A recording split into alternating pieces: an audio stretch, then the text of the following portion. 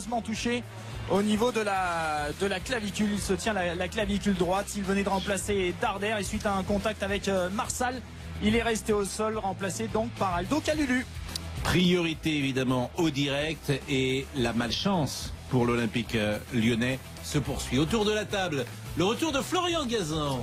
Bonsoir. Mais vous n'étiez pas là depuis le début de saison, je vous attendais avec impatience. Oui, mais vous m'appeliez pas, je vous appelais pas, on s'appelait pas, on s'est raté quoi. Bonsoir Florian Gazan. Franck, Eric Silvestro est là ce soir. Bonsoir à tous. Bonsoir Deva Padou de France Football. Bonsoir. Philippe Sansfourge d'RTL. Eric bien sûr d'RTL. Et puis Bernard Léonce. Ami, bonsoir. Ami de Lyon et de Saint-Étienne, réunis. Et de Navarre.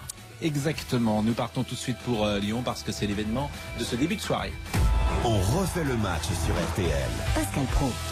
L'Olympique lyonnais est mené 2-1 par Guingamp, Willy Maisonas. Est-ce que ce soir, si Lyon est battu, Bruno Genesio ne sera plus l'entraîneur de l'Olympique lyonnais? J'aimerais pouvoir vous répondre évidemment, mais la question va se poser. Lyon qui se dirige vers une 5e défaite sur les 8 dernières journées, qui pourrait se retrouver lundi matin à 12 points du leader niçois. Le bilan assez catastrophique, vous en conviendrez. Et puis on dira évidemment que depuis cette semaine, Rudy Garcia n'est plus libre, ce qui est quand même assez ennuyeux pour eux. C'est vilain, c'est la vérité. C'était une alternative possible, Rudy Garcia. Willy Maisonas, est-ce que vous savez si Rudy Garcia, qui avoue avoir eu beaucoup de contacts avec des entraîneurs, avec des clubs professionnels, a eu un contact avec l'Olympique lyonnais?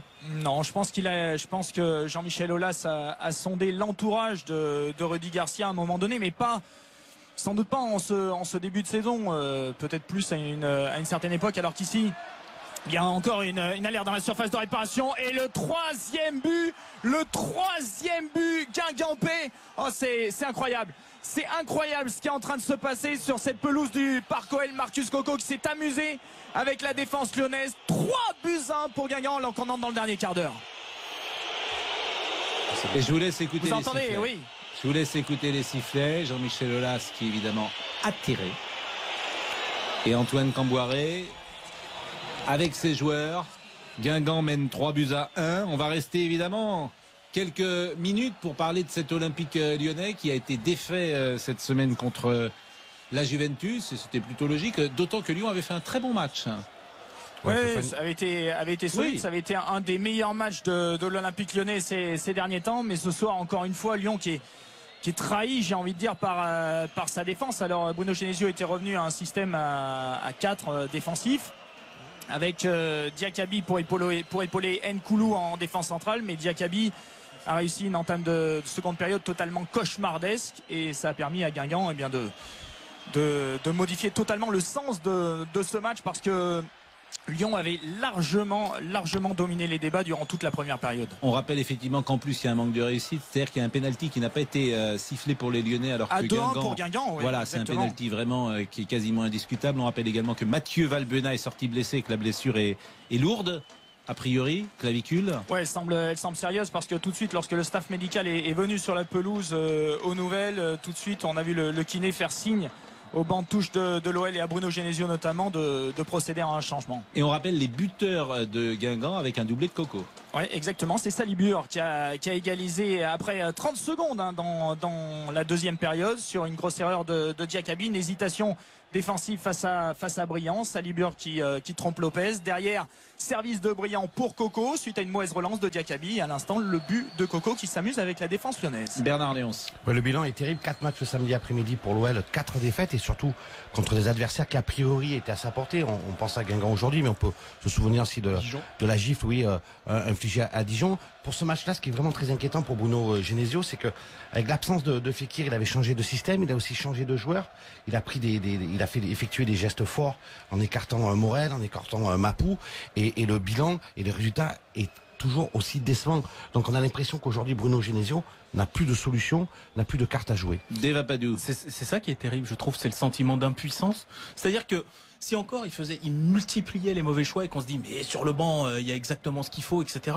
Mais là on a l'impression que notamment dans le secteur défensif, il peut faire toutes les combinaisons qu'il veut. Je pense que la solution n'existe pas. Non, il est là le problème. Elle est là. Vous mettez Yanga Mbiwa, Nkoulou, Yanga Mbiwa vous plante le match. Vous mettez Yanga Mbiwa, Nkoulou, vous les remettez. C'est Nkoulou qui vous plante le match cette fois-ci. Vous mettez Nkoulou, Diakabi ce soir. C'est Diakabi. Voilà, c'est vraiment compliqué pour Bruno Genesio. Et puis il y a ce secteur offensif qui peine à marquer des buts également, parce que Lacazette a marqué sur penalty, mais Lyon a eu 7-8 grosses occasions en première période. Oui, mais Willy, si on se projette sur un petit peu en retrait sur le match face à la Juventus Turin, on peut aussi dire ok, les Lyonnais en dehors de l'entame de match ont réussi une belle prestation, mais enfin il y a eu des choix quand même tactiques de la part de Genesio, plutôt des non-choix tactiques. Il n'a pas voulu gagner le match, qui sont très surprenants. Je veux dire, après l'élimination après l'expulsion de Lemina, il a continué à garder cette défense à 3 centraux. Il n'a pas coaché, il n'a pas fait rentrer Guézal plus tôt. Il n'a pas essayé d'influer sur le match. Oui, mais à l'inverse d'Allegri, Allegri il l'a fait et il a gagné le match. Moi, je veux bien qu'on nous parle de belles prestations de Lyon contre la Juventus, mais jusqu'à l'expulsion de Lemina, Lyon est mangé complètement à tous les niveaux statistiques. Non, mais ça, on comprend contre la Juve, Eric. Là, on est contre Guingamp, battu 3-1, et j'ai envie qu'on projette Lyon à l'avenir. Belle prestation parce qu'il y a eu 3 ou 4 très bons arrêts de Buffon. En dehors de ça, excusez-moi, dans le jeu, Lyon n'a jamais dominé cette équipe de la Juve. Ils ont eu le péno, ils l'ont raté. Ils ont joué à 11 contre 10, ils en ont pas profité. Donc belle prestation. Eric, on est au-delà. Ce soir, on est au-delà. Est-ce que non mais on est au-delà.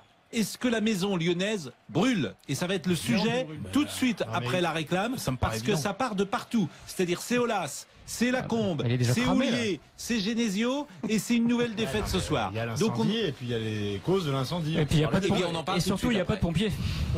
Exactement. Qui à la place de Genesio? Je vous pose la question après la pub. À tout de suite. 18h39, on fait le match avec Bernard Léons, avec Philippe Sansfourche, avec Florian Gazan, Eric Silvestro et Deva Padou. Nous sommes en direct de Lyon avec Willy Maisonas. C'est l'événement de cette fin d'après-midi puisque Lyon est mené 3-1. Est-ce que vous pensez d'abord que c'est le dernier match de Bruno Genesio, Willy Maisonas?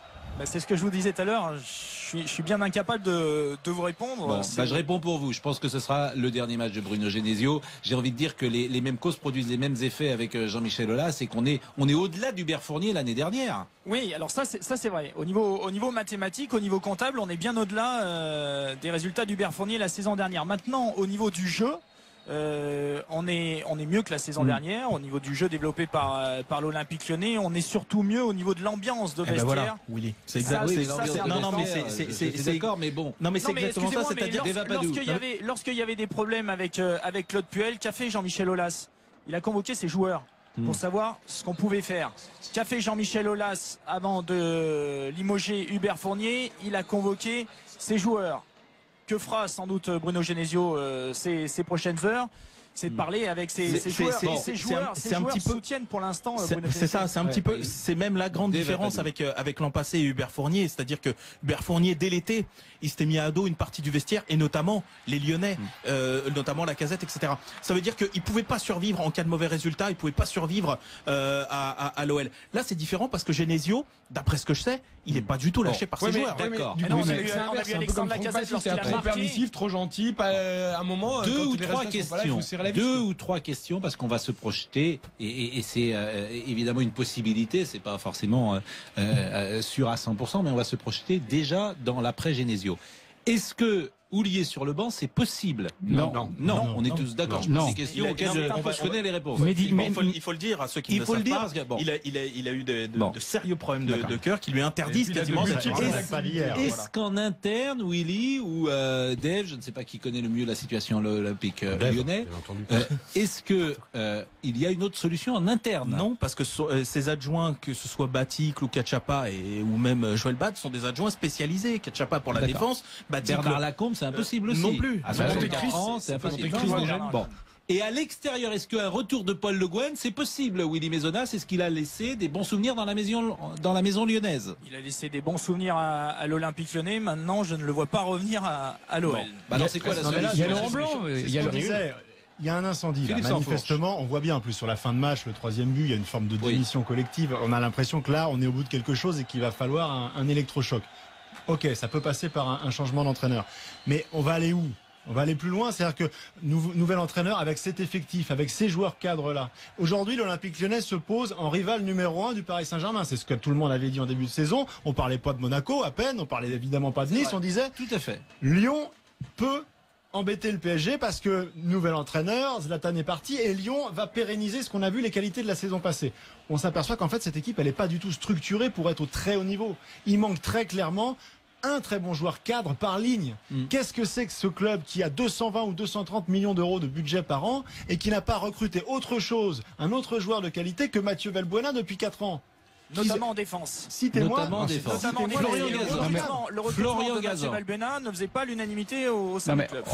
On peut pas uniquement expliquer la chute de Lyon par le départ d'Umtiti, parce que finalement, qu'est-ce qui a changé depuis l'année dernière? Le départ d'Umtiti. Non, mais c'est important. Oui, mais Fekir est revenu. Donc normalement, quand même, cette équipe, elle devrait être globalement au niveau de l'année dernière. Or là, elle est en train complètement de s'effondrer. Et une autre explication, tout de même, Florian, c'est que vous avez perdu un attaquant parce qu'il n'y a pas de doublure à Alexandre Lacazette et Alexandre Lacazette s'est blessé. Oui, mais ça, c'est un problème de recrutement et de mercato. On n'a jamais compris. Parce que ça crée une angoisse au niveau collectif qui est évidente, parce que cette équipe n'a marqué aucun but à l'extérieur sans Alexandre Lacazette, et après vous vous retrouvez sous une énorme pression à accueillir Guingamp en tremblant. Ce soir il joue Lacazette. Willy, je m'étonne que vous n'ayez pas prononcé un nom, parce que moi je pense à un nom. J'allais le prononcer. Ce nom, c'est le nom magique. Juninho. Bien sûr. Est-ce que Juninho, où est-il aujourd'hui? Alors Juninho, il fait ses classes de manager du côté de la Suisse d'ailleurs, et je crois qu'il n'a pas fini son cursus. Mais manager ou entraîneur? Entraîneur-manager, voilà, c'est un peu le poste que. Mais en ce moment, il fait ses classes dans le management. Moi, j'ai un autre nom pour vous. J'ai Laurent Blanc. Qui a été visiter l'OM, donc qui à mon avis serait pas forcément hostile à reprendre un club comme Lyon.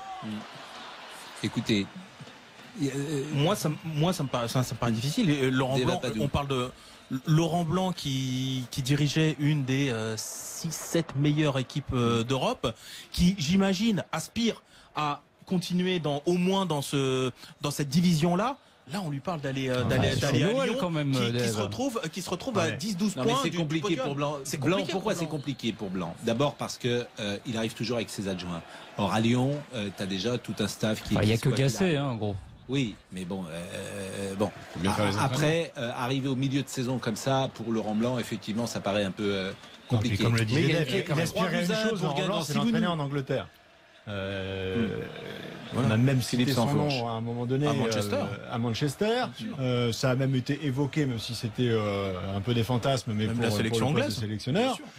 Voilà ce à quoi aspire Laurent Blanc. Il a quand même rencontré les dirigeants de l'OM, je vous le redis. À l'OL. 88e minute, si vous nous rejoignez, on vous rappelle que Guingamp mène 3-1 à Lyon, que c'est la deuxième défaite à domicile des Lyonnais qui n'avaient jamais perdu en championnat, exactement. En championnat, ils ont perdu déjà contre Bordeaux, nous sommes d'accord. Lyon qui a perdu la semaine passée à Nice, qui avait gagné contre Saint-Etienne, c'était le 2 octobre, et c'est la dernière victoire lyonnaise en championnat. Je m'en souviens pas. Qui avait perdu à Pascal, c'est simple. Lyon, ils ont joué 14 matchs depuis le début de la saison, tout compris. Ils en ont perdu 8. Voilà. Et avant le match de ce soir, ils avaient joué Nice et Monaco, qui sont deux équipes mieux classées qu'eux. Ils avaient perdu, et toutes les autres équipes mieux classées qu'eux, y compris Guingamp, ils les avaient pas encore. On a parlé de Juninho. Des difficultés en deuxième période. Physiquement, les Lyonnais à chaque fois. Et on a parlé de Juninho.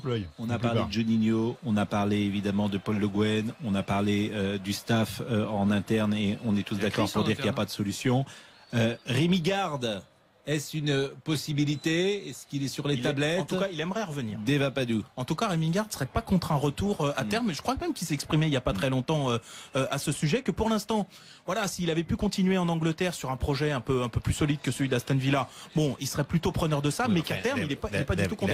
Il a quand même échoué dans les grandes largeurs. Non, mais on est d'accord. Moi, il a échoué dans les grandes largeurs. Il faut arrêter de dire qu'Aston Villa, c'est un petit club avec des petits moyens. Non, je parle de ce que lui ressent. Non, mais il a réussi à Lyon. Oui, non, mais quel message on envoie si on fait revenir Rémi Garde? Oui, puis attention, c'est Rémi Garde qui prendrait la place de Genesio. Ils sont très très amis, fortement liés. Ça s'annonce compliqué. Et puis n'oubliez pas que Jean-Michel Aulas s'arrange toujours. Ça oui, en foot, ça peut vite s'arranger. N'oubliez pas une chose, c'est que Jean-Michel Aulas n'avait que très moyennement apprécié l'attitude de Rémi Garde lorsqu'il a signé à Aston Villa et qu'il a voulu recruter Gérald Batic et Bruno Genesio alors que l'OL était en difficulté. Donc ça, c'est important effectivement de dire que dans la maison lyonnaise, la lyonitude dont parle parfois Jean-Philippe Boeuf-Baille et dont que vous connaissez par cœur, Willy Maisonnas, ce sont des arguments importants. Et Rémi Garde, si ça s'est mal passé à la fin de son contrat. Oui, mais aussi une autre chose, Pascal, si vous le permettez, c'est que dans l'organigramme, je suis pas sûr que Rémi Garde souhaiterait vraiment revenir, s'il revient un jour à Lyon, au poste d'entraîneur. Au printemps, on pensait plutôt qu'il viendrait comme manager général, directeur sportif, vous appelez ça comme vous voulez, pour chapeauter justement Bruno Genesio. Aujourd'hui, je le vois mal revenir pour prendre la place à son ami Bruno Genesio. Et aujourd'hui, je crois qu'il a envie de continuer d'entraîner Rémi Garde. Les supporters lyonnais qui ont brandi une banderole, une réaction et vite. Bon, en tout cas, on ne devait pas être aussi long sur Lyon-Guingamp. Mais comme il y a le feu, on est resté de longues minutes. On va marquer une page de réclame avant de finir avec Lyon, parce qu'il y a des gens qui sont en train de partir avant le match, avant la fin du match, pour finir avec vous et pour terminer cette rencontre. Je voulais vous parler beaucoup dans la voiture. Je voulais beaucoup vous parler du Classico. J'ai même pas eu le temps de vous donner le sommaire. On parlera de Marseille, forcément. Est-ce que c'est sérieux? Quel OM demain? Quelle ambition? Quels moyens? Rudy Garcia, Andoni Zubizarreta, de Paris également. Emery, où sont tes idées, Emery? À la poubelle, visiblement, puisque les cadres ont pris le pouvoir. Gérard Lopez à Lille, seconde chance. Avec Florian Gazan, Eric Silvestro, Deva Padou, avec Philippe Sansfourche et avec Bernard Lyons. On a parlé de la succession possible de Bruno Genesio avec Willy Maisonnas. On n'a pas parlé de Raymond Domenech ni de Jean Tigana. Ni de Franck Passy. Voilà, oui, c'est effectivement. Vous êtes très centré là sur le problème de l'entraîneur. Mais oui, parce que c'est la question quand même qui va se poser. Mais il y a une question structurelle là quand même qui va se poser. C'est ce triptyque, la Aulas, la Combe. Et puis on va changer, on va apporter un électrochoc, on va faire revenir Gérard Rouillet. Non mais la question que vous posez, c'est des solutions qu'on soit 60 ans. Et la question que vous posez est juste. Peut-être que là c'est en fin de partie. Peut-être qu'Aulas devrait passer la main. Peut-être que passer une soixantaine d'années dans le foot, faut laisser sa place parce qu'il a tout donné. Il a créé son œuvre avec ce stade. On a l'impression qu'il a voilà. Non, mais il a pas trop. Je veux dire, il a. Non mais il y a quelque chose qui est étonnant dans ce club de l'Olympique Lyonnais, c'est qu'il y avait un équilibre qui a permis la construction de ce club depuis plus de 30 ans, enfin depuis 30 ans maintenant. C'est le duo Bernard Lacombe, Jean-Michel Aulas. Or, force est de constater qu'à chaque fois que tu as touché à ce binôme, ça a dévissé. Ça a dévissé avec le retour de la première arrivée de Gérard Rouillet. Ça a dévissé quand Claude Puel est arrivé et que le président Aulas lui a donné des pouvoirs élargis. Ça s'est très mal fini. Et là, on sentait quand même les prémices avec le retour de Gérard Rouillet, qui est revenu, mais qui est pas vraiment. Mais c'est Aulas qui a décidé de le faire revenir. Je ne dis pas le contraire. Il est possible que Jean-Michel Aulas ait perdu la main. C'est pas. Et il a fait un job et un travail formidable. Le recrutement était complètement raté. En tout cas, le match de soir, ce sera la faute des journalistes qui ont encore mis la pression, en disant qu'il y avait des problèmes à Lyon. Non, la faute de l'arbitre, c'est un pénalty Au-delà de savoir s'il a perdu la main ou pas, on peut quand même s'interroger de la raison pour laquelle il a fait revenir Gérard Rouillet, qui est un ennemi déclaré. C'est pas Rouillet qui fait les résultats ce soir, arrêtez. Non, mais ça peut je suis pas d'accord avec vous. C'est terminé. Willy Maisonnas, c'est terminé. Par Coel, écoutez. Je donne pas beaucoup ce stade. C'est la malédiction des nouveaux stades, je vous le précise, parce que c'est la bénédiction des nouveaux stades. Jusqu'à il y a quelques semaines, ils étaient invaincus dedans. On va pas dire que c'est la malédiction des nouveaux stades. Ils avaient fait tomber le PSG. C'est terminé sur Gérard Rouillet, mais c'est pas Gérard Rouillet qui est sur le terrain. Non, mais une fois qu'on a dit ça, c'est une construction intellectuelle, c'est un truc de journaliste. Non, pas du tout. C'est pas Bruno Genesio non plus qui est sur le terrain. Passez quelques coups de fil, Pascal, à Lyon, et vous allez voir qu'en interne, cette arrivée, elle fait des dégâts, que la façon qu'il a eu de s'attaquer à Bernard Lacombe, on en pense qu'on veut de Bernard Lacombe. Donc faut virer Rouillet. Il est extrêmement respecté. C'est parce que je suis pas en train de dire ça, je suis en train de vous dire quelle est l'arrière-pensée de Jean-Michel Aulas quand il met Gérard Rouillet dans l'équation, alors que Rouillet, il n'en a pas besoin. Mais il veut sortir Lacombe, mais il n'a pas le courage de le faire lui-même. Exactement. Il y en a beaucoup qui s'interrogent à ce sujet et qui pensent également que Jean-Michel Aulas voulait s'éloigner et éloigner Bernard Lacombe du club. Mais comme ils sont amis depuis très longtemps. Il était là ce soir, Bernard Lacombe? Non, il était tout seul, Jean-Michel Aulas. Pas Douillet, pas de Lacombe. Parce que pour la première fois l'autre jour, il n'était pas en déplacement à Nice. Ouais, mais il a des soucis de santé actuellement. Et ce soir, j'ai l'impression qu'il n'était pas à côté. Il est toujours à côté de Bernard Lacombe, même à domicile? Pas toujours. Bon, en tout cas, il n'était pas dans la tribune officielle. En tout cas, ce qui est sûr, c'est qu'en ce moment, il a des problèmes de santé. Il ne sera certainement pas d'ailleurs au Juventus Stadium pour le match retour de Ligue des Champions. Bon, incertitude, décision à prendre ces prochaines heures, ces prochains jours? On va attendre. C'est Toulouse-Lyon, Willy Maisonnat. Toulouse, la bête noire de Lyon en plus, à domicile. Donc voilà, c'est pas un calendrier forcément favorable. On a vu beaucoup de nervosité dans les virages également. Donc là, je vois Maxime Gonalon en discussion avec quelques leaders du virage nord. C'est clair que là, c'est la crise. Après, est-ce qu'il y aura une gestion de crise à la Aulas, c'est-à-dire avec calme et en coulisses? C'est à voir. Le programme de Lyon, c'est Toulouse-Lyon, Juventus-Lyon, ça sera le 2 novembre, le jour des puis la réception de Bastia ensuite au Parc OL. Exactement, Lyon-Bastia, Lille-Lyon, Dynamo Zagreb-Lyon, et on terminera ce mois de novembre avec un Lyon-Paris-Saint-Germain qui est le 26 novembre. Donc c'est un gros match, c'est un gros mois de novembre. Oui, Pascal, surtout au terme de la journée, si Nice l'emporte et Paris demain soir, Lyon sera à 13 points de Nice et à 9 points de Monaco et de Paris. Pour 18h54, ça fait 25 minutes qu'on parle de Lyon, on va parler du Paris.